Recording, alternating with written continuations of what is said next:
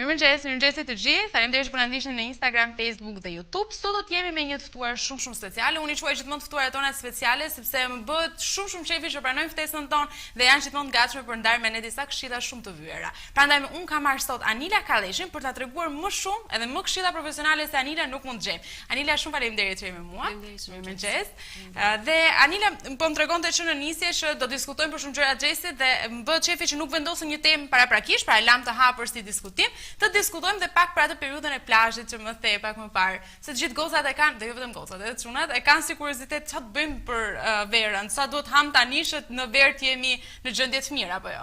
Unë mendova si truk në fakt për të thithur ata shikuesit e mi, sepse e di që tani vjen vera dhe të gjithë janë të prekupuar për kilogramet e marra gjatësinë së dimrit, karantinës, kështu që kjo ishte ideja që shumë mirë bëre për të pasur një trup në forma shumë të mirë. Dhe në fakt Anila është shumë e ndjekur, po shikoja në Facebook edhe gjithashtu edhe në Instagram, e shoh që ndjekësit janë gjithkohës të kuriozuar rreth trupit, rreth një trupi të shëndetshëm dhe një trupi dhe një fiziku shumë mirë, shumë po themi drejt perfeksionit, drejt atyre që secili konsideron perfeksion. Në fakt jetojmë një periudhë shumë të vështirë.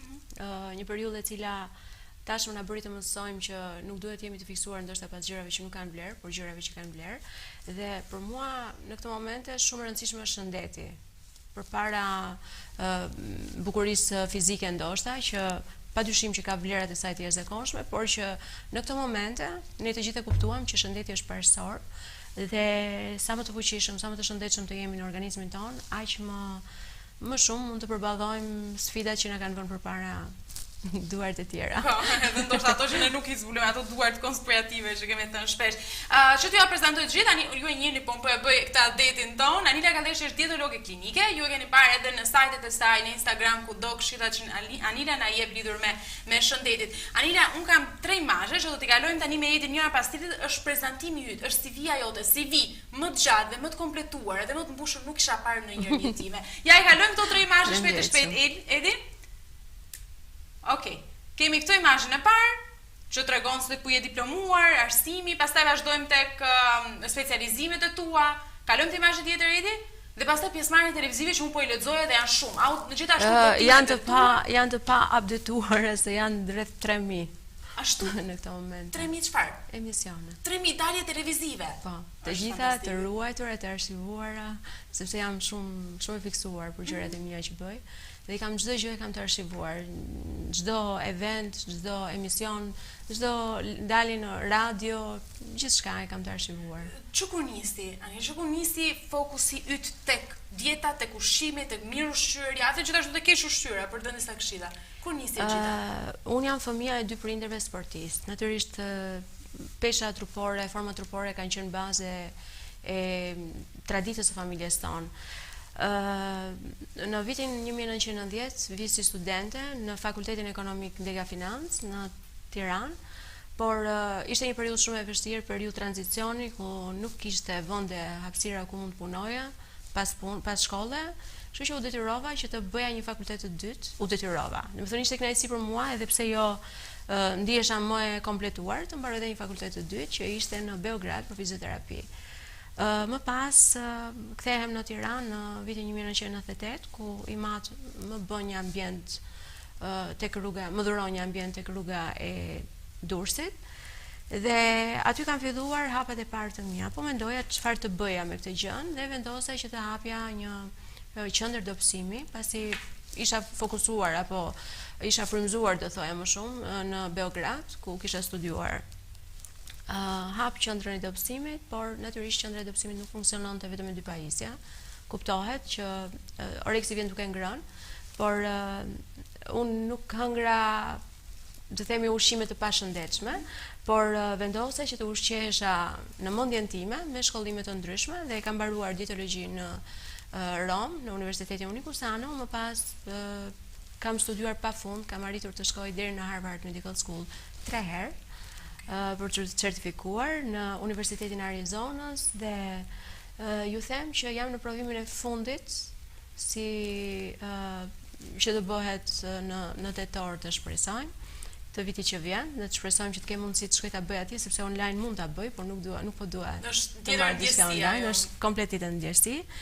Kam pasur fatin dhe kam realizuar ëndra të jashtëzakonshme duke takuar personalitetet të jashtëzakonshme të fushës së dietologjisë. Flasim për Michael Greger, Dr. Dean Ornish, Eseltin, emra shumë të njohur që vërtet është ëndër për dikë që të ketë fatin ti preke me dorë të takoj dhe të ketë kujtime me ta. Edhe sot gjithë ndjekësit e tu kanë një lloj kredibiliteti të jashtëzakonshëm, domethënë bëjnë mirë ta kenë, edhe nëse disa nuk e kanë dhe janë skeptik, sepse gjithë këto formime dhe eksperjenca absolutisht rrisin. Edhe ti bësh në një kohë të tillë, një kohë kaq gjatë dhe të shkurtër në jetën kohanit, mua më duket gati e pamundur. Pra, nuk është e shkurtër, unë jam 49 vjeç, kështu që për gjithë ju kam patur kohë. Që menduat që po isha ndoshta me moshataren time ose diçka më lart, jo. Ja e tregoj vetë Anila këtu në ndjekësit dritares që vetë fiziku i saj edhe vetë format e tua dhe çdo gjë tjetër më lejo të komplimentoj, nuk janë fare në raport drejt me moshën tënde. Që tregon se ti je kujdesur te për veten apo jo? Jo, të them të drejtën, për që e vërtet. Në trajtimet që unë bëj në qendër jam shumë pak e përfshirë në ato trajtime. Do të thënë gjithsej në 23 vite punë mund të kem bërë diku 6-7 seanca. Diku pak pas lindjes, një 3-4 seanca pas lindjes të çunit, edhe shumë pak shumë pak, sepse nuk kam kohë mjaftueshëm për t'i kushtuar vetes. 3 orë që zgjasin seancat për mua janë ekstremisht shumë, kështu që kuptohet me kalimin e viteve, natyrisht që jam formozuar, kam marrë peshë, por nuk është ajo peshë, besoj që është një peshë krejt normale për moshën që kam, kështu që është super normale. Unë e konfirmoj. Ndërkohë, përshëndesim që ndjekësit që po na ndjekin dhe të gjithë ata që kanë pyetje për Anilën, mund të drejtoheni tani live, keni mundësinë që ajo t'ju kthej përgjigje direkt. Pyetja ime para Anil për sot dhe për diskutimin që ne kemi është çfarë është një dietologe klinike. Unë kam përshtypjen që shumica e ndjekësve tan, edhe kryesisht në Shqipëri, nuk është një nga ato profesionet që mund të dëgjohet shpesh. Pra, jo është gjithë janë të informuar. Gati vetëm ato persona që i duhet të informohen për këtë gjë. Çfarë është në total një dietologe klinike? Nuk është thjesht njohja e mënyrës se si duhet të ushqehet dikush. Futet diku më thellë.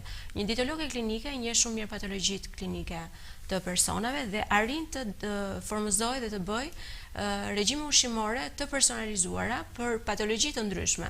Ajo çfarë është më e rëndësishme në një dietologe klinike është të ditë të kuptojë të gjithë parametrat që duhen për të bërë një dietë të shëndetshme, duke filluar që te makronutrientët dhe mikronutrientët, pra karbohidratet, yndyrnat dhe proteinat të jenë në vlerat e duhura, pa shmangur ushqimet të cilat duhen, janë të nevojshme patjetër, por gjithashtu janë shumë të rëndësishëm dhe mikronutrientët. Shumë shpesh kemi parë probleme shumë të shumta shëndetësore që ndodhin si pasojë të rregullimeve të këtyre balancave. Një ekonomi, unë e them shpesh, një ekonomi nuk mund të funksionojë pa mikroekonominë dhe makroekonominë. E njëjta gjë ndodh edhe me trupin ton. Pa mikronutrientët dhe makronutrientët nuk mund të ndodhë. Dhe jo shumë kush arrin të ketë studime kaq të thella për të pasur ndoshta mundësinë për të ditur se çfarë është. Pra, me pak fjalë, bëhen dieta të personalizuara, nëse dikush për patologji të ndryshme, do të thënë, për sëmundjet kardiake, për diabetin, për hipertensionin, kolesterolin, kanceret të ndryshme, moshat të ndryshme, peshat të ndryshme. Unë në fakt unë jam presidente e Albania Lifestyle Medicine Association dhe Lifestyle Medicine Association, Lifestyle Medicine është një shkencë ndërdisiplinore ndërmjet ushqyerjes korrekte, menaxhimit të stresit, pra psikologut, mjekësisë dhe aktivitetit fizik. Janë 4 hallka shumë të rëndësishme për të gjithë. Ne shumë shpesh shikojmë një kardiolog i cili jep një dietë që është e gabuar. Po gjithashtu një kardiolog mund t'japi edhe për ushtrimet fizike që duhet bëj ky personi, pavarësisht se nuk ka shkollimin e duhur për këtë.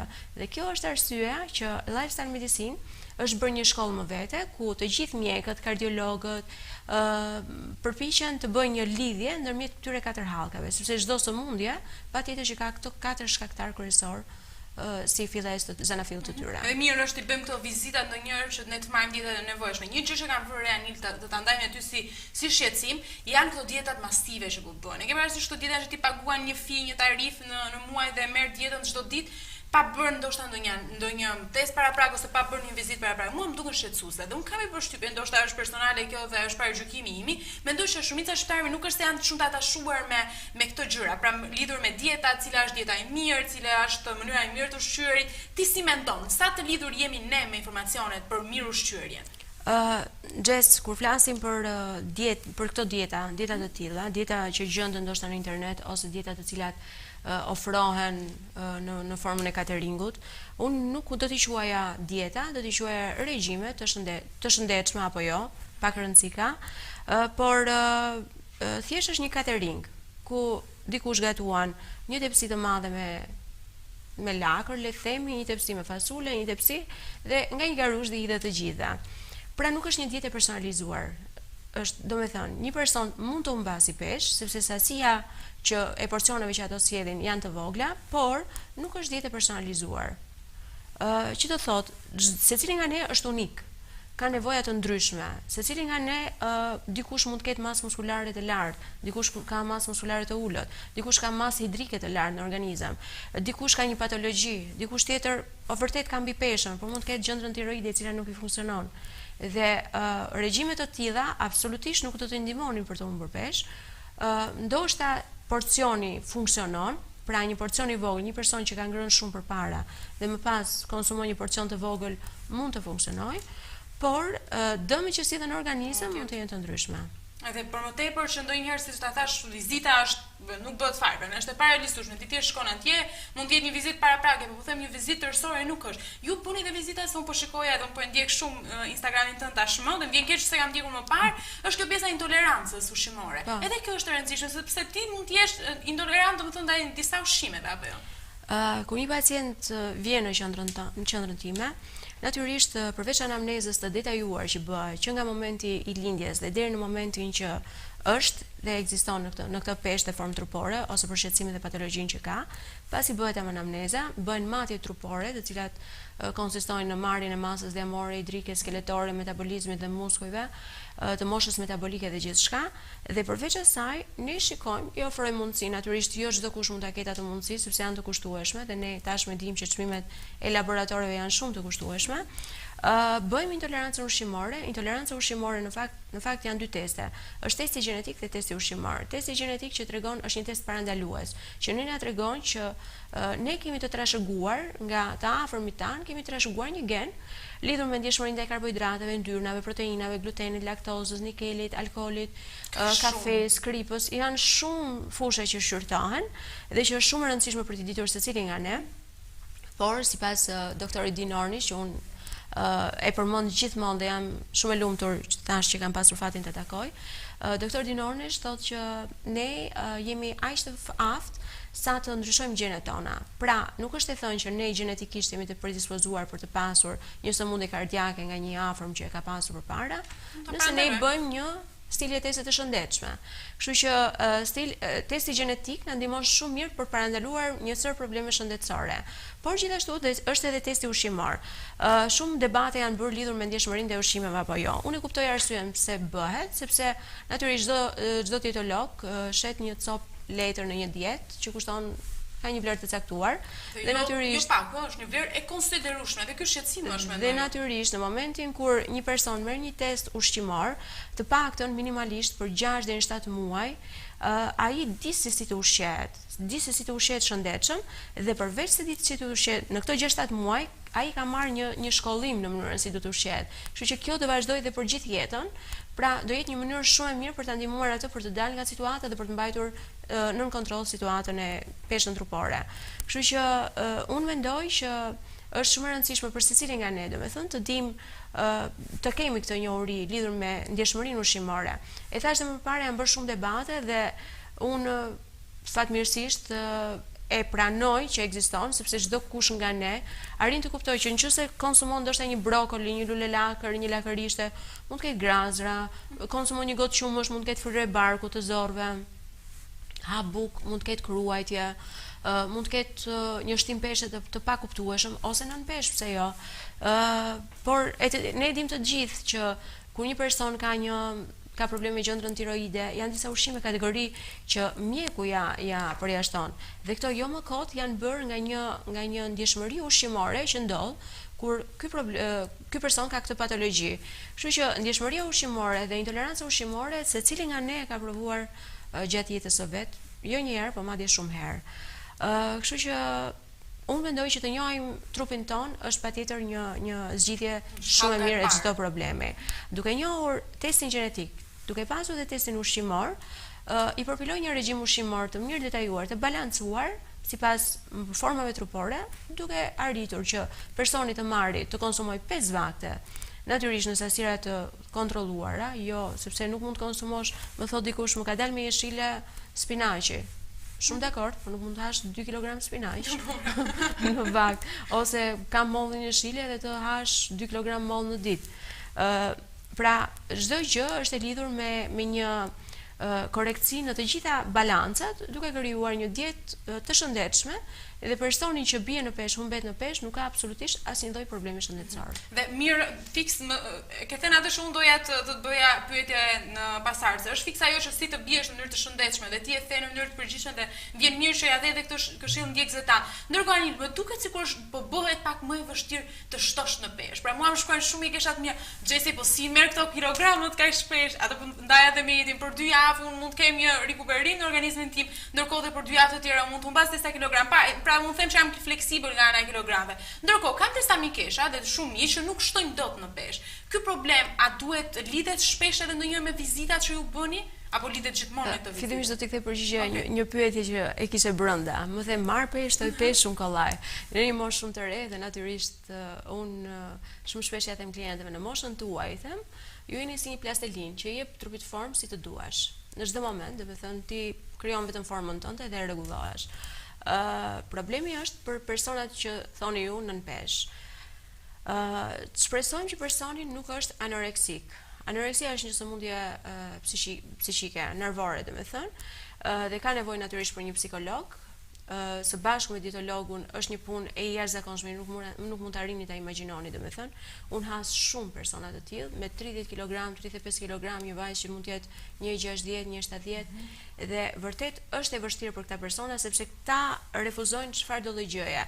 Domethënë janë të bindur që unë nuk arrit të marr peshë, atëherë pse do konsumoj ushqim kot? Unë nuk e marr peshën dhe refuzojnë. Është një punë e vështirë, por një punë që arrihet dhe arrihet shumë mirë. Kuptohet që ushqime që duhet këta persona të konsumojnë duhet jenë ushqime që përmbajnë kalori, por duhet kontrolluar dhe sistemi i tyre tretës. Në një zorr, në një stomak shumë aktiv, ku ka aciditet të tepërt, ndoshta mund të kemi edhe një tretje shumë të shpejtë të ushqimit, por mund të ekzistojnë edhe probleme shëndetësore të tjera, siç mund të jetë tiroidja, diabeti apo sëmundje të tjera. Në rast se përjashtohen këto patologji, për të marrë peshë personi e ka shumë kollaj. Mjafton të marrë një regjim ushqimor të shëndetshëm, duke konsumuar gjalp kikiriku, fara fruta të thata, fara të ndryshme, duke konsumuar vakte të shpeshta dhe të herpashershme, pse jo duke bërë aktivitet fizik për të rritur pak masë muskulare dhe për të rritur volumin. Pra janë ca gjëra që me truke pak të vogla mund të arrijnë të bëjnë gjëra të mëdha. E dëgjuat gocat e çuna, ja, këshilla më e mirë është ndonjëherë të bëni dhe konsulta, po pse jo të punojmë edhe ndonjëherë me shëndetin mendor. Unë mendoj se nga aty fillon e gjitha dhe është e patjetër surshme kjo. Ndërkohë Anil, do të bëj një pyetje për ta mbyllur këtë pjesën e parë të diskutimit. Unë harrova fare, po të dëgjoj me shumë vëmendje dhe harrova fare për ta bëja këtë pyetje në nisje. Cili është ai element që e bën një dobësim, pra një rënje në peshë të pashëndetshme? Një dobësim natyrisht kur konsumohet një regjim ushqimor që nuk është i mirë balancuar. E thash dhe më përpara, janë shumë të rëndësishëm të gjithë makronutrientët, mikronutrientët që përftohen në organizëm nga mënyra e ushqyerit.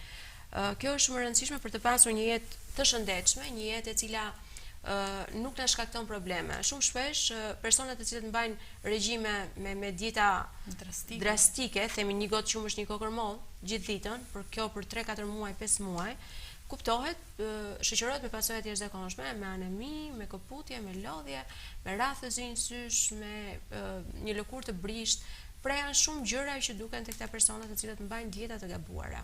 Dhe këshilla për ta është që të mos t'i japin kohë dhe trupit tyre që normalizohet, apo jo se ndonjëherë ndodh tani dhe unë e them shpesh dhe ta them fiks me ato komente që mua më thon bashkëmoshtatarët e mi. Pra ata për shembull që kanë probleme në peshë dhe po e quajojnë janë të shëndetshëm, thonë që duan të dobësohen, po nuk është se duan një plan afatgjat, pra një vit. Ato pretendojnë të dobësohen para verës. Kupton se po vjen te plazhi tani, atë duan që të jenë në formë të mirë. Gjatë gjithë vitit duhet të kemi shumë kujdes. Nëse ne kemi kujdes gjatë gjithë vitit, nuk është se kemi probleme gjatë periudhës së verës. Por nëse kujtohemi në momentet e fundit, kuptohet që kjo rënje patjetër lëshohet, kemi lëshim të muskulaturës të trupit, domethënë kemi një trup të lëshuar, pastaj trupi është si puna e një tullumbace, fryu është fryu, në momentin që shfryhet, ajo fillon lëshohet edhe bën një trup jo shumë i bukur dhe i këndshëm për syrin tonë. Kështu që natyrisht ata që vendosin për të rënë peshë duhet të fillojnë gradualisht nga dita 1 janari deri në 31 dhjetori.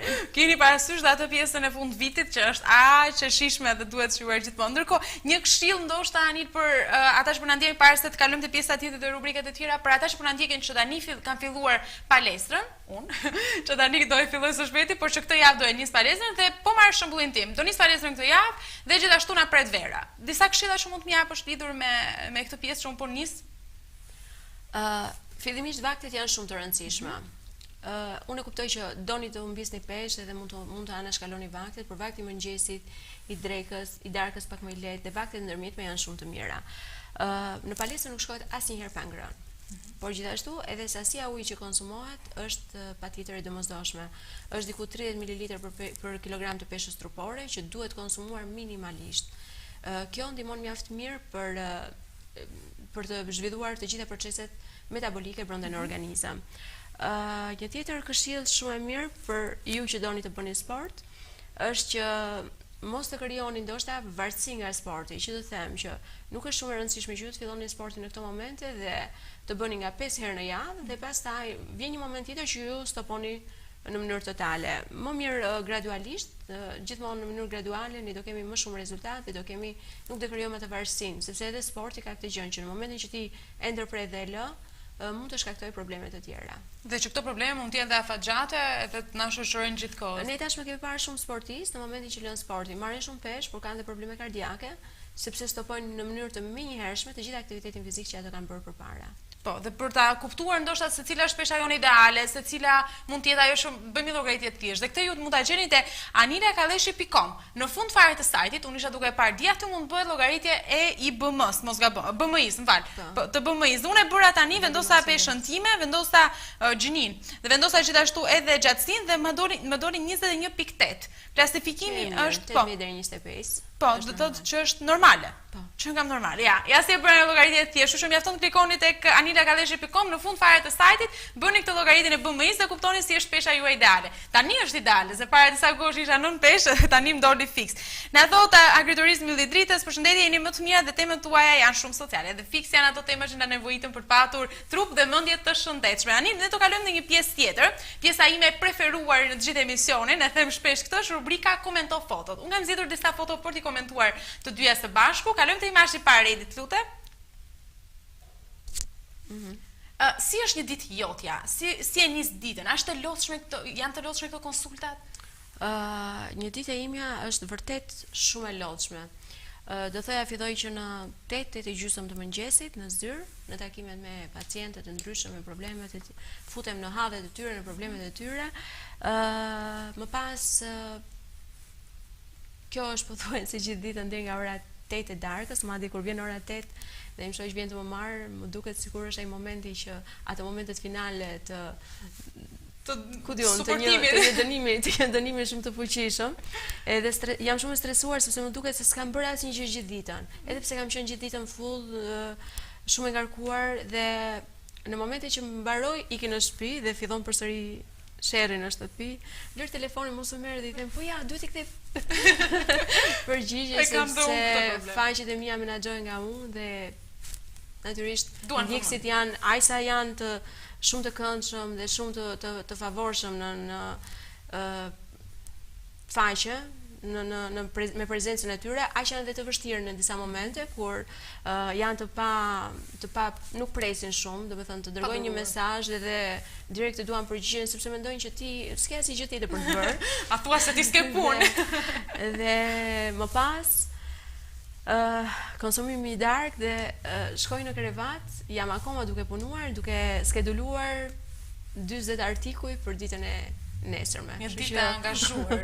Një ditë angazhuar dhe plot me impenjime. Kështu që mirë është të kujdesemi edhe për veten ndonjëherë, sa harrojmë në emisioni, jo ti punën tënde dhe Edi punën e tij dhe harrojmë fare. Kalojmë te imazhi tjetër, të lutem, Edi. Kjo më pëlqen shumë.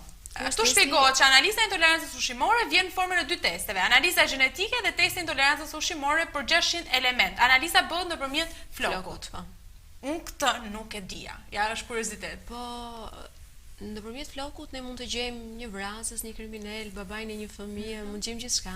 Natyrisht shkencat kanë përparuar edhe Po tani si bëhet kjo me flokun? S'e kuptoj. Merret analizë flok, bëhet, nuk e bëjmë ne analizën. Analiza bëhet në laborator në Bologna dhe përgjigjja vjen diku brenda 10 ditëve për personat që janë të interesuar për ta bërë.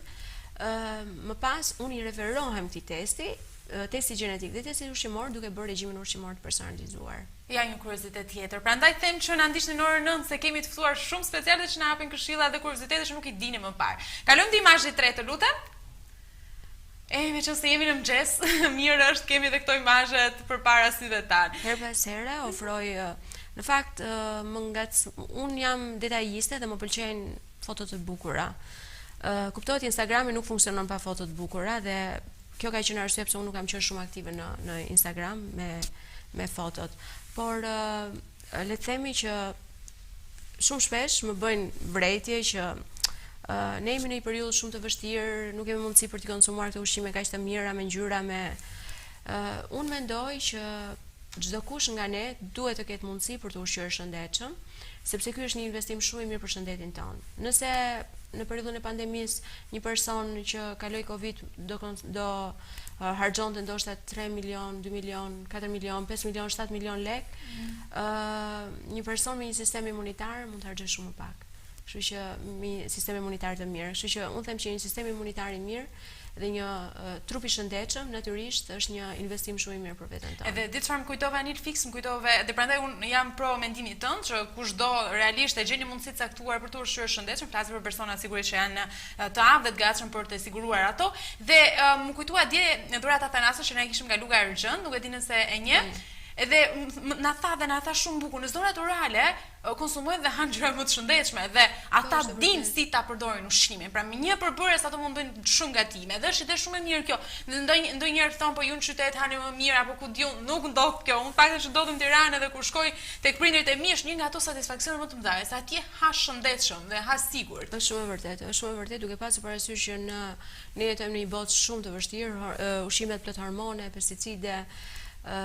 Kuptohet që përpiqemi të blejmë ushqime të shëndetshme, në fakt harxojmë shumë për të bler ushqime të shëndetshme, po sa të sigurt jemi që ato janë të shëndetshme. Dhe më rëndësishme sa të sigurt jemi ne nga vin ato, se kjo ndonjëherë më bën edhe mua shumë përshtypje. Kalojmë në imazhin tjetër, se dhe ai është imazh shumë interesant. Po, këtë imazh nuk e kam parë ndonjëherë në rrjetet sociale, edhe më bën shumë përshtypje. Kjo është ora biologjike, le të themi, është shumë e rëndësishme duke ditur sipas orareve të ndryshme se kush është funksioni më i fuqishëm i çdo organit ton. Siç e shikoni në orën 12 të natës, zemra është ajo që fillon me përmirësimin e qarkullimit të gjakut, me energjinë, pastaj vazhdojnë zora e vogël, pastaj vazhdojnë veshkat. Ja, tani për shkak që ne nisim emisionin më shpejt në orën 9 ose 8, stomaku që nga i rëndësishëm, edhe gjithashtu të mendosh në mënyrë të pastër, qetë edhe të shëndetshme. Ja, shikoni, jemi tek metali dhe tek toka, po e quaj unë.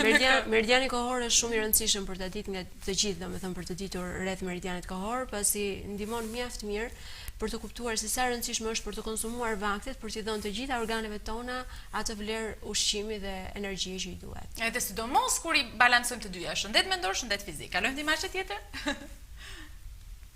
Po, kjo është imazhi shumë i preferuar i yti. Më pëlqen shumë, kemi pasur shumë të bindur dhe profesioniste në këtë foto. Ku ndodhesh këtu Anil? Në ambientet e mia tek Anila Kalleshi Center. Si është një ditë normale atje lidhur me këtë mund të quaj në këtë set, po? Tani është periudha që është full dhe është një ngarkesë shumë e madhe, të gjithë njerëzit, siç e tha dhe ju më parë, kujtohen në momentet e fundit dhe kërkojnë gjëra shumë të shpejta. Kuptohet, unë jam përpjekur të sjell në Shqipëri gjithmonë risi të pajisjeve, të cilat ndihmojnë personat të cilët janë dembele, themi në thonjza, sepse do më mërziten kur të dëgjojnë këtë fjalë. Vetë trajtimet përfshin 5 procese: dobësimin, modelimin, drenimin, tonifikimin dhe detoksikimin. Jo çdo kush arrin të bëj sport, jo çdo kush arrin të lëvizë, për një arsye tjetër, për një patologji apo sëmundje që kanë, nuk arrin ta bëj. Kështu që është shumë e rëndësishme që të gjejmë një mënyrë edhe këtyre personave për t'i dhënë kënaqësinë. Pajisjet janë të certifikuara në Europë, nuk ka absolutisht asnjë lloj pajisje kineze, pasi jam shumë e kujdesshme në fakt për t'i dhënë pacientit dhe klientit, për t'i dhënë mundësinë për të pasur një rënje në peshë të shëndetshme pa probleme dhe efekte anësore. Dobësimi konsiston në humbjen e kileve dhe pajisjet që un kam përmbajnë infrared. Infraredi është kuruesi 1200 sëmundjeve, me cefaletë, tendinite metatars, pikset e gjakut, sinuzitin, astmën bronkiale, ndërto dhe diamit dhe celulitin. Dhe duke pasur këto pajisje, nuk kemi efekte anësore. Të vetmit person apo kategoritë që nuk i lejohet ky trajtim janë personat të cilët kanë probleme me zemrën, natyrisht kanë bërë një ndërhyrje kirurgjikale, personat të cilët vuajnë nga epilepsia, persona me kancere të ndryshme, personat të cilët janë në zhvillim sipër, sepse nuk preferoj fëmijët zakonisht, nuk duaj që t'i mësoj në këtë mënyrë dembele, domethënë, por dua t'i mësoj në një mënyrë tjetër për të humbur peshë, në një stil jetese të shëndetshëm. Më pas preferoj të shmang personat të cilët kanë kaluar periudhën e menopauzës, pasi në to shfaqen një sër kompleksesh patologjish, qoftë hormonale dhe psikologjike. Preferoj, mund të kenë diabet, hipertension, kolesterol, mund të kenë 3-4 patologji të ndërthurura. Gjithashtu grashtat zona patjetër që jo. Këto janë kategoritë të cilat përjashtohen. Kështu që ne shikojmë që këta janë trajtimet që bëhen janë për personat të cilët nuk kanë patologji të rrezikshme dhe probleme shëndetësore. Tonifikimi shumë shpesh bëjnë dietë dhe humbasin masë muskulare, trupi qullet, zbutet.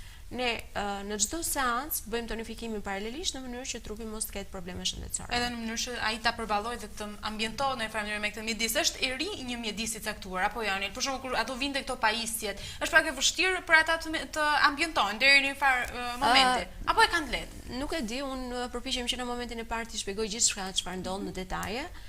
Duke mos i lënë hapësirë ndoshta për të pasur pikpyetje apo frikë apo pasiguri në të panjohurën që ato do të përballen. Kështu që unë besoj që përpiqem të bëj maksimumin për t'i dhënë. Unë nuk kuriozova tani si është aty një seancë direkt me mua. Okej.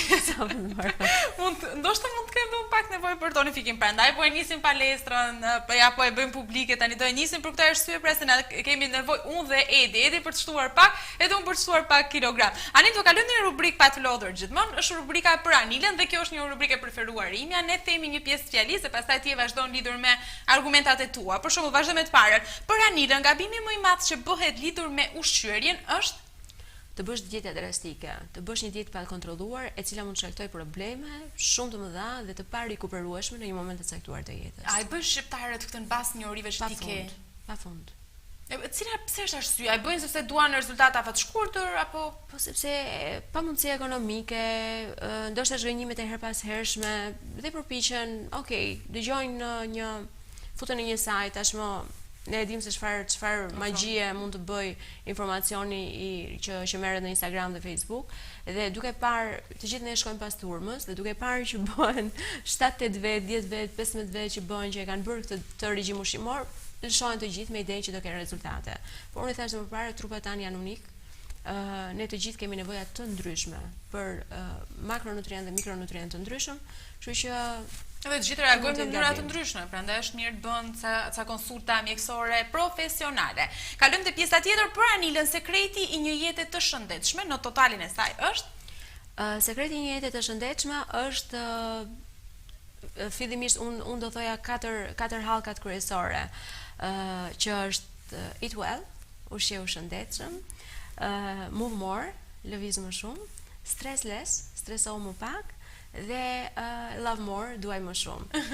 Në fakt nuk janë fjalët e mia këto, janë fjalët e doktor Dino Ornish, që unë e respektoj dhe e vlerësoj shumë për këto vlera të jashtëzakonshme që ai na ka bërë që të mësojmë edhe të edukohemi. Dhe vërtet kështu është. Domethënë, nëse ne do ushqehemi shëndetshëm, patjetër që do kemi një jetë të shëndetshme, por kjo jetë e shëndetshme patjetër duhet të jetë lidhur me një aktivitet fizik të shëndetshëm, por gjithashtu stresi, jetojmë në një periudhë shumë të vështirë dhe është shumë e rëndësishme për të menaxhuar stresin, për të gjetur hapësira dhe dritare në mënyrë që ne të kemi mundësi të menaxhojmë këtë stres, i cili bëhet vrasës për shumë sëmundje. Ne tashmë dimë që kanceret të ndryshme kanë si shkaktar stresin, por gjithashtu jemi të bindur edhe tek persona që patën Covid, që nuk arritën ndoshta ta çonin deri në fund betejën me të, stresi ishte një faktor dominant e këta persona. Paniku dhe frika arriti që ti mposhte këta persona duke i bërë të kishin një fund fatal. Kështu që menaxhimi i stresit është shumë i rëndësishëm nga gjithë ne.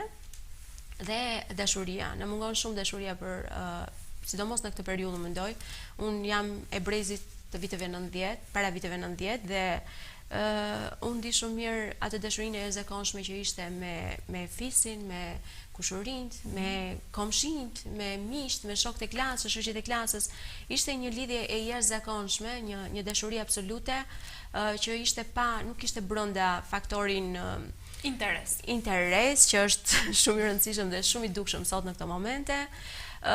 Nuk ishte këtë punën e jashtëzakonshme sepse ne jemi kthyer në robot.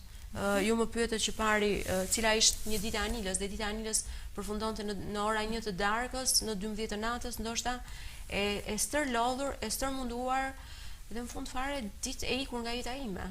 Dhe ndodhi mua kjo ndonjëherë Anila kur mbaroi emisionin, shkoj në shtëpi, bëj dhe ato angazhimet e tjera që kam, edhe rrim dhe mendoj iku prap. Pra iku një ditë tjetër, iku një ditë edhe ndoshta këto kufizimet siç po diskutonin kur po vinin për këtu, edhe këto kufizimet na kanë stresuar shumë. Megjithatë mos ankohemi, mos qahemi kur thot populli sepse ka dhe më keq, për shembull Italia që e kemi kaq afër është në zonë të kuqe, është në kufizim total, shumica nuk lëvizin nga një komunë në komunë tjetër. Pra ne jemi mirë.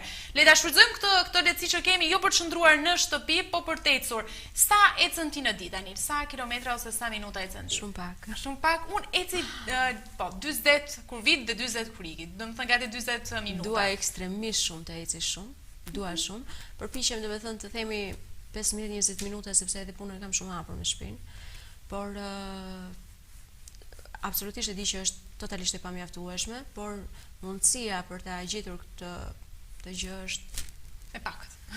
Shumë e pakët. Gjithsesi nuk është në momente që në drek për shembull kur kam një mundësi për të lëvizur, mund t'i bëj ato rrugicat e bllokut, kështu se aty në bllok ja, mund t'i bëj thjesht, por nuk është e njëjta gjë. Nuk është e njëjta gjë. Që gjithë ju që keni punën larg, jeni me fat, lërini ato makinat edhe bëni paketje se është mirë. Po unë se kam makinën nuk është se bëj zgjedhje do thonë të të preferuar. Këto po megjithatë më shijon shumë ecja. Ndërkohë për Anilën në përgjithësi të rinj gabojnë më shumë me lidhur me ushqimin gjithmonë. Të rinj gabojnë me ushqimet e shpejta. Ato janë unë përsëri jam person me këmbë në tokë dhe arrit të kuptoj që një student natyrisht nuk ka luksin ndoshta për të konsumuar ose me atë mundësi që ka, me atë fond që ka, kërkon të bëj shumë gjëra. Kërkon të vishet bukur, kërkon të pi kafe, kërkon të pse jo të shijoj një darkë në diskotek apo në një dikush cigare, dhe mundësia financiare nuk është, kështu që vakti më i lirë do të ishte një ushqim fast foodi, sepse duket sigur e mbush dhe ngop për momentin, por nuk jep absolutisht asnjë lloj vlere ushqyese. Dhe ky është gabimi i tyre. Dhe ky është gabim që unë e përjetoj paktën shumë shpesh, se më ndodh që diskutojmë me miqtë e mi dhe ndodh ndonjëherë nuk kam kohë, gjithë nuk kam kohë, as ndonjëherë s'kam kohë, konsumoj dhe unë e bëj këtë gabim të them të drejtë, por shumicën e kohës unë adhuroj kuzhinën. Dhe shumicën e kohës unë përpiqem të gatuaj në mënyrë sa më të shëndetshme. Për shembull, perimet janë mirë për këtë periudhë paktën tani? Jo për këtë periudhë, por gjithë jetën janë të jashtëzakonshme. Po paktën para çdo person që ka çfarëdo lloj patologjie. Nuk kam fjalë, janë të jashtëzakonshme. Se mos frutat, perimet, mos i shmangni. Pra Anilën, shqiptarët nuk janë shumë të lidhur me konsultat mjekësore, sepse? Sepse ka shumë abuzime. Abuzohet shumë dhe fillojnë të zhgënjen. Pastaj në zhgënjim kuptohet që janë të shtrenjta, janë jo profesionale, premtojnë shumë dhe feedbacku mbrapa është zero thuajse. Pra janë këto arsye ndoshta që lodhen dhe thonë stop, boll. Përveç se nuk ka qenë edukat edhe në kohën e komunizmit, në kohën para viteve 90, nuk është se ka qenë ndonjë edukat e madhe që secili duhet bënte check-up-e çdo 6 muaj. Tipike ka qenë hëse të pushon. Kam një dhimbje këtu hëse të pushon dhe në fakt po të shohim atë brez vërtet kanë qenë shumë të fuqishëm edhe shumë të shëndetshëm. Ndërsa sot përballja me shumë sfida të jashtme. Po na vën pikë pyetje. Do ti je i detyruar të shkosh në laborator për të bërë analiza shumë shpesh. Edhe pyetja tjetër është pra një sugjerim për personat që duan të shtojnë apo të bjen në peshë është një dietë e mirë balancuar, sipas nevojave biologjike dhe fizike të secilit person, do të ishte zgjidhja ideale për të humbur apo për të shtuar peshë. Edhe gjithmonë konsultimi me profesionist. Unë e them këtë nga ana dhe aspekti mendor, me psikolog, por shumë janë shumë skeptik për psikologët, pra janë shumë të kornizuar, nuk shkojnë gjithë te psikologët, pra kanë këtë stereotipin krijuar në mendjen e tyre. Njëjta gjë edhe për konsultat lidhur me shëndetin dhe me dietat. Nuk shkohet, unë di vetë çfarë bëj me organizmin tim. Prandaj është ashtu kjo kokëforcia e jon që e kemi si kulturë, siç e the ti, që na bën të tërhequr. Megjithatë, ka një lloj përmirësimi apo? Mendoj se shumica e rinjve ka një lloj ndërgjegjësimi. Besoj që pjesa më e madhe e njerëzve tashmë janë ndërgjegjësuar edhe faktet i tregojnë që ju shumë shpesh bëni emisione për ushqimin, siç e shikoni në Facebook, në Instagram, faqet më të ndjekura në fakt, apo artikujt më të ndjekur janë artikuj që japin receta të shëndetshme, të dhëna mbi ushqyerjen e shëndetshme dhe korrekte, kështu që unë besoj që ndërgjegjësimi ka arritur përderisa klikimet janë të shumta. Edhe kryesisht faqet që kanë ushqimin, por jo vetëm ushqimin, edhe këto ushtrimet për shembull fizike që bëhen në shtëpi janë shumë të ndjekura. Edhe faqet si ajo sigurisht patjetër. Të thojë që unë ushtrime fizike bëj në shtëpi shumë. Ashtu, do të pyesja unë tani një sekret i këtij fiziku të mrekullueshëm është, domethënë një sekret ekziston. Bëj shumë, domethënë në momentin kur jam duke parë televizor, filloj bëj ushtrimet për këmbët. Edhe unë bëja gjatë karantinës, po ishte ai momenti kur unë bëja ushtrim fizik dhe mami më priste nga dhoma tjetër me një tavë, ku diun pak me mish, pak me shumë yndyrë, edhe nuk i rezistoja dot, sidomos ushqimeve të mamas, dieteve vet. Të pyes pak për situatën e Covid, e ke kaluar Anil? Unë e kam kaluar, në fakt e kalova me shumë dëshirë, e mori im shoqë përpara, 2-3 ditë përpara meje dhe e shikoj që ishte stepur, faktikisht ne kemi njohur persona shumë të rëndësishëm, të paktën im shoq ka një klinik private dhe diagnostikuese dhe kishte 6 mjek shumë të njohur që u bën jetën. Dhe kuptohet stresi, frika, përballja me diçka të panjohur, si reagon në trupin tënd, ishte pak i stepur në këtë gjë. E ngushëllova, e përqafova dhe i thash që do e kalojmë bashkë dhe e mora me shumë dashuri. Prandaj e mora me dëshirë, se s'po e kuptoj. E përqafova dhe e mora. E mora me shumë dashuri këtë Covidin. Në fakt do lusja gjithë njerëzit ta kalonin ashtu siç e kalova unë, sepse e kalova në mënyrën më të thjeshtë të mundshme dhe më të lehtë të mundshme. Im shoq mirë e kaloi dhe ai, por disi pak do me thënë, kam idenë që ishte më i pak panikosur. Gjatë kurave, se kuptohet që morëm kura, nuk është se s'morëm. Mjeku që na ndiqte, që unë dua ta falenderoj shumë, edhe ndërsa për situatët që unë i krijoja shumë shpesh, sepse unë isha tani nuk doja që të merrja ilaçe apo gjëra të cilat ndoshta mund të ishin të tepërta për organizmin tim. Dhe gjithmonë i thoja që ok, stop boll, jam shumë mirë, unë s'kam asnjë gjë, sepse vërtet nuk kisha absolutisht asnjë lloj shenja, asnjë lloj gjëja. Dhe filloi ndoshta një politik tjetër, filloi të më friksonte shumë. Që ti nuk e kupton, po je shumë keq. Por nuk e di pse kisha që në fillimet, që në momentin e parë, mendoja që do ta kaloja shumë lehtë. Edhe do ta suportoja. Isha shumë mirë psikologjikisht dhe kjo ishte shumë e rëndësishme për mua. Edhe unë mendoj se është një armë shumë e fortë kundër këtij virusi shkatrimtar, që ti je mirë nga ana psikologjike dhe ta menaxhosh mirë nga ana mendore. Domethënë isha shumë e bindur që unë do ta kaloja pa problem. Dhe ashtu e kam kaluar, sa do uroja në gjithë botën le ta kalojnë ashtu siç e kalova unë. Vjen shumë edhe unë atë uroj. Anil, ne kemi një insert që do ta ndjekim tani, është diku tek 1 minutë i gjatë. Ndjekim bashkë atë insertin që është një video dhe e komentojmë të dyja. Okej.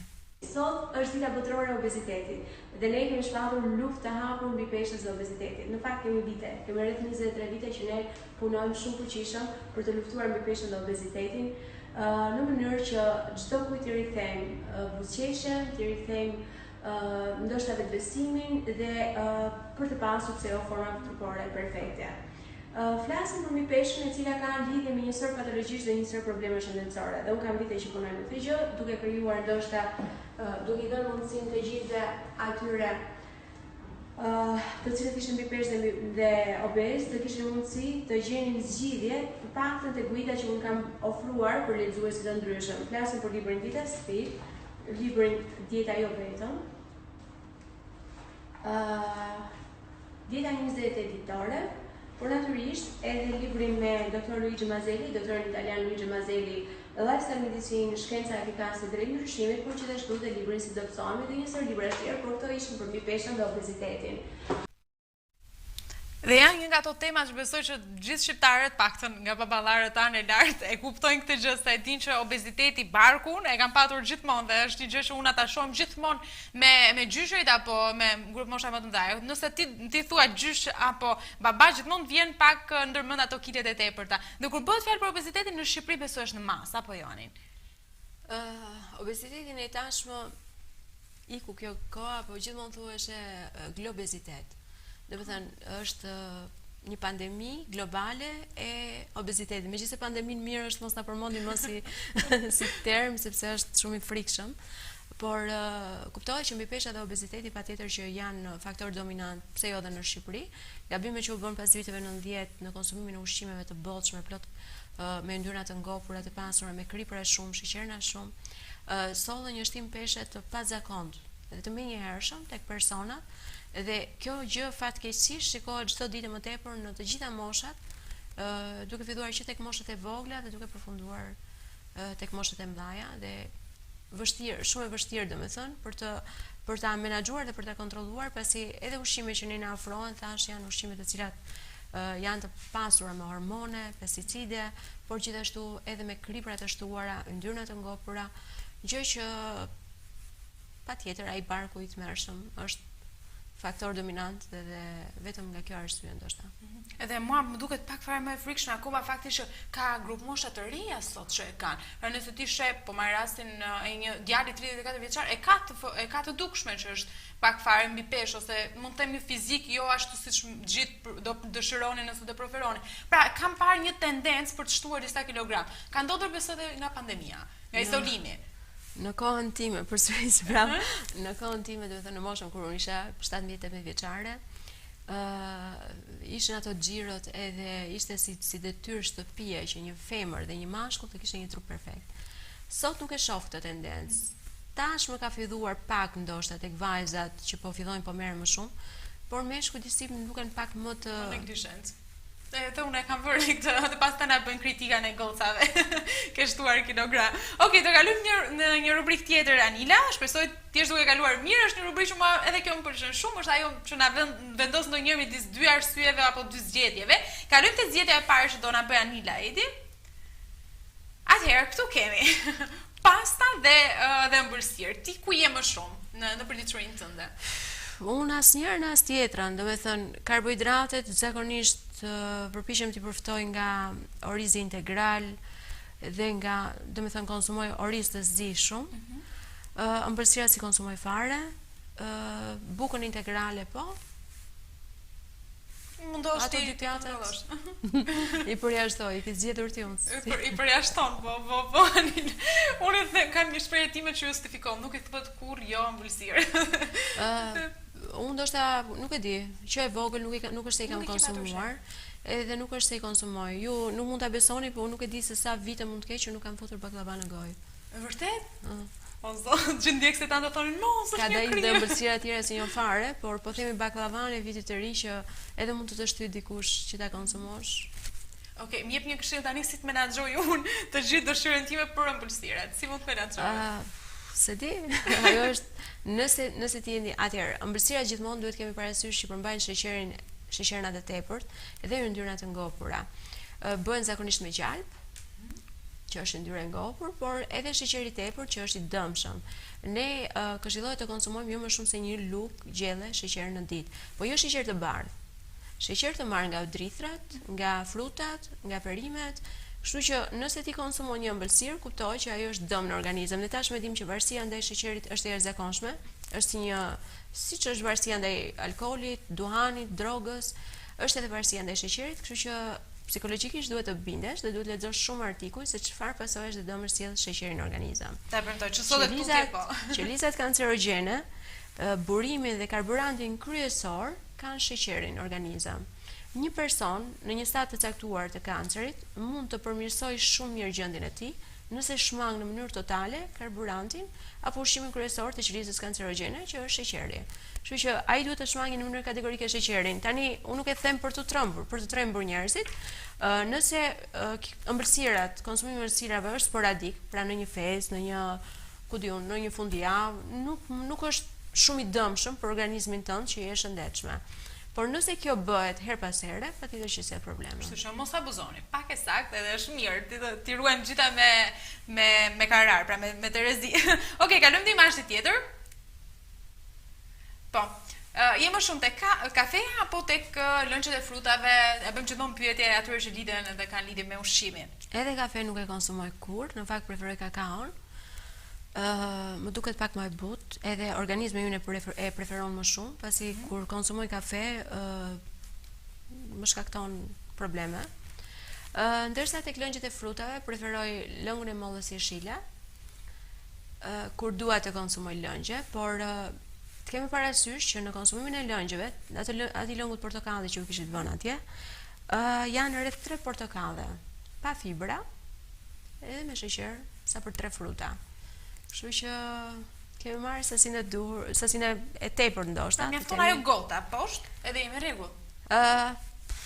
Nuk është se marrim shumë vlera ushqyese, sepse nuk ka fibra. Është më mirë të konsumojmë frutin të gjallë se sa të konsumojmë lëngun. Por nëse është një person që nuk konsumon shumë lëngje, mund të shtoj lëngje perimesh, që mund të jenë shumë të mira. Shumë më të mira se lëngjet e frutave. Po, i kam çuar domun sidomos kohët e fundit me këto reelsat që po dalin në Instagram, ta tregojnë shumë mirë si ta bësh, si ta konsumosh, edhe vlerat ushqyese që ka. Ndërkohë kemi edhe një imazh tjetër Eti? Po, e kemi edhe një të fundit. Këto janë perimet e të frutat. Është një nga zgjedhjet më të vështira që mund të bëj dikush në jetë, por nuk dua të të pyes këtë zgjedhje. Nuk e kuptoj. Unë dua paralelisht të dyja, nuk i shmang këto. Po, por tek frutat persona që duan të humbasin peshë nuk mund të konsumojnë më shumë se 3 fruta në ditë. Edhe për të gjithë në fakt është shumë e mirë për të konsumuar jo më shumë se 3 fruta në ditë. Pra le të themi në mëngjes, mbas dite, do të ishte shumë e mirë për të konsumuar këto fruta. Dhe jo ta abuzosh ndonjëherë, por shumë ka persona që mua më thonë që drejsi unë konsumoj shumë fruta në ditë. Ndonjëherë këto i mbushin, po them, në organizmin e tyre dhe nuk dëshirojnë të hanë diçka tjetër. Edhe ato kanë sasi sheqeri të konsiderueshme, kështu që nëse perimet pastaj janë të preferuara tona dhe të patjetërsueshme. Kaç kemi apo jo Edi? Mbyllëm imazhet për këtë kategori. Edhe tjetra që do të pyes se Anil është pjesa e konsumit që ti preferon më shumë. Pra, ushqimet ku ti je më shumë atashuar dhe që të ndihmojnë fizikun tënd, cilat janë? Unë konsumoj shumë perime. Her pas here konsumoj risottot integrale me kërpulla, preferoj. Peshk konsumoj. Të them të drejtën, duke qenë në punë gjithë ditën, jam e detyruar ndoshta jo gjithmonë arrit të marr ushqime me vete nga shtëpia, por arrit edhe të konsumoj në restorante që janë rreth e rrotull. Suprat e ndryshme i preferoj, sallatrat të mbushura plot me sheg brenda, me portokall, pra radhiqe, sallatrat jeshile, i konsumoj pafund. Ushqim vërtet shëndetshëm. I vetmi problem imi, flësh shumë shëndetshëm, do me thënë i bëj gjithmonë 6 ditë shtator pa diskutim dhe bëj një gjumë shumë të qetë, ndoshta nga që lodhem gjithë ditën, nuk është se e prish me ëndra dhe me shqetësime gjatë natës. I vetmi problem është që unë kam nevojë për lëvizje më shumë, por që duhet rikuperuar. Duhet rikuperuar, është e vërtet, dhe gjithmonë duhet themi që duhet gjejmë kohë për veten tonë. Sepse në fund fare vërtet puna, por shëndeti është i pari. Ndërkohë, kur pushon Anila? Kur e ke periudhën që ti bën off punës edhe angazhimet e tua? Shumë rrallë, vetëm kur kam ndonjë event ndoshta, jashtë që jam e detyruar pastaj të jem pak më e lirë, por edhe gjithashtu edhe andej filloj punoj, duhet menaxhoj faqet, kështu që dhe pyetja që ne i bëjmë gjithë ndjekësve tanë sigurisht kur lidhen me këto profesione. Ndoshta situata më e sikletshme që ti ke hasur në punën tënde, ajo që nuk ka shkuar ashtu siç duhet, dhe si ka qenë mënyra si e ke menaxhuar? Ka qenë një rast në fakt, një vajzë nga Elbasani, më vjen dhe ishte epileptike. Dhe po flisja për dietën, po diskutoja, po e pyesja si ndodh, po i bëja anamnezën vajzës, kërkonte një regjim ushqimor të personalizuar dhe në një moment më tha mos u tremb. Ishte me një hershëm në fakt, gjendja e saj u përkeqësua shumë në ato momente dhe u trembët, them të drejtën, sepse kisha dëgjuar shumë për epileptikët, kisha lexuar shumë, por aktualisht për të parë dikë përpara nuk më kishte ndodhur dhe ishte situatë e frikshme, them drejtën, por që arritëm ta menaxhoja.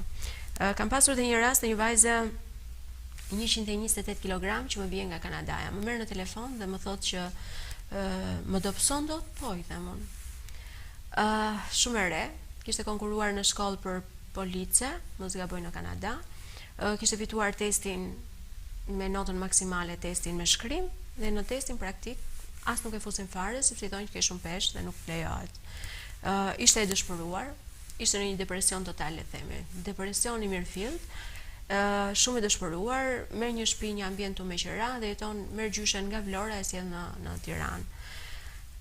Kuptohet, në ditët e para ishte mosbesuese, dyshuese, nuk besonte, nuk dyshonte shumë në atë që do bënte dhe ishte stresuese jo vetëm për mua, por edhe për klientët e tjerë që ishin në qendër, pasi ishte përcjellej situata e rëndom e keqe që kishte ajo në mendjen e saj. Unë atë vajzë e kam kthyer pas disa muajsh në Kanada me 58 kg. Do me thënë nga 125 ka vajtur 58 kg. Sot vajza është në Instagram duke bërë vetëm selfie të trupit të saj të mrekullueshëm që ka arritur të bëj. Kjo ka qenë një eksperiencë e vështirë shumë për mua, sepse thash ishte një presion i jashtëzakonshëm nga një person i cili ishte në një depresion total, kërkonte të arrinte diçka brenda një kohe shumë të shkurtër dhe pastaj kënaqësia ishte e jashtëzakonshme. Dhe besoj ky është satisfaksioni më i madh te rezultatet, por edhe te ndryshimi i jetës, sepse realisht kur ndryshohet fiziku, nuk është se ndryshohet vetëm fiziku, ndryshohet edhe mënyra si ti e menaxhon atë dhe gjithë jeta jote. Dhe unë për këtë nuk kam dyshim. Na thot vini një ndjekës së yni, Anila është? Po, Anila është. Anila Galleshi ishte sot me ne. Anila, unë të falenderoj shumë, edhe shpresoj ti kesh kaluar mirë dhe ta kesh shijuar bisedën bashkë. Falenderoj shumë, ishte shumë e veçantë si intervistë, ndryshe nga intervistat e tjera dhe mua më pëlqeu shumë. Edhe mua, dhe unë jam shumë e lumtur që të pëlqeu. Ndërkohë, të tregoj diçka. Kjo është surpriza e fundit që ne bëjmë për çdo të ftuar. Aty ke një blog dhe ke Stilolapsin, që është ndodhet brenda te ajo kutia. Unë të ftoj ta marrësh, ti marrësh të dyja në fakt, ti afrosha për vetes. Ne zakonisht të bllogun e shohim bllogun të vërtetës. Aty të ftuarit tanë tregojnë një ndjesi, një përshtypje apo diçka që nuk e kanë thënë kurrë me ndjekësit e tyre. Këto do jenë anonime dhe në fund fare të sezonit ne do t'i lexojmë të gjitha këto sekretet bashkë. Pra nuk do merret vesh se cili është yti. Nëse do ta vendosësh me firmë, është okay, është zgjedhja jote. Një diçka që ti ke përjetuar këto kohë të fundit që s'e ke ndarë me të gjithë. Të ftoj ta shkruash aty nëse dëshiron gjithmonë. Së di, nuk jam. Është e papritur, e di, ndodh të gjithë të ftuarve kjo. Dhe si çfarë të them, si çfarë të shkruaj, por ka shumë sekrete të bukura. Unë thash ditën e dieshme, ka shumë sekrete interesante aty dhe ka shumë shprehje interesante. Ndërkohë, sa të bëj unë një përmbledhje të gjithë asaj që ne përjetuam sot, unë të ftoj ta shkruash.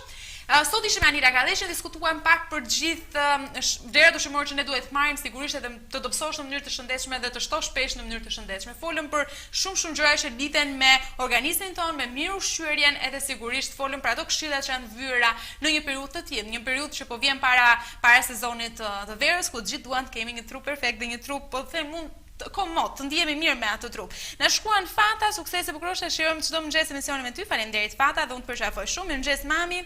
Mirëmëngjes të gjithë. Kamal, mirëmëngjes si je? Matilda, faleminderit që po na ndiqni. Ty a rikthej në vëmendje, di që e dini, ti është a rikthej në vëmendje që emisionin e plot e keni në Instagram, Facebook dhe YouTube. Të gjithë puntatat e emisionit sot me Xhesin, mjafton një klik i vogël edhe ju i gjeni aty. Ndërkohë Anil është hera e parë që një ftuar nuk ka shkruar diçka. Do thotë që Anila është shumë transparente, drejt për drejt.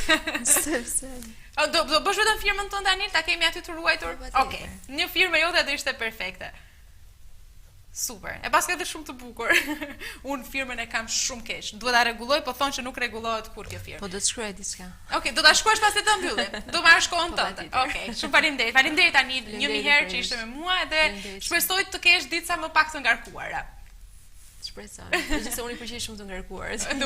Ajo puna më mban gjallë. Faleminderit dhe jush na ndiqni, na thot vini na ke fik me këtë orarin, vini zgjoh më shpejt, është më mirë kur zgjohesh më shpejt, kemi shumë energji dhe kështu na ndjek dhe ne.